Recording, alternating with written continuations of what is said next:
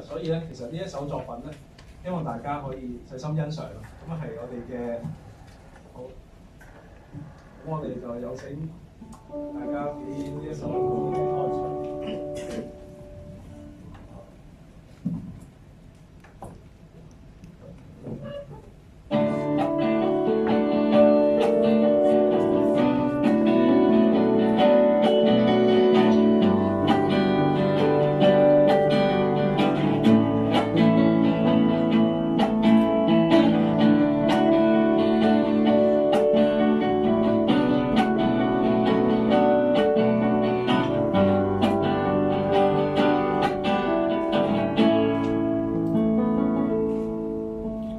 掛念着誰，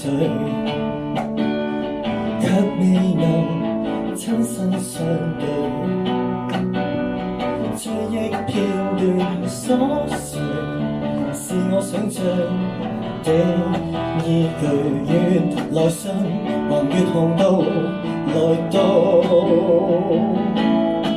手裏，就似我伴隨。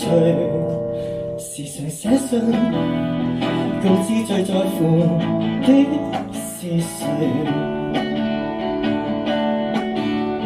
近況不僅只有離愁或別緒，話到似，但我知聯繫不會終結。夢見在他鄉的故知，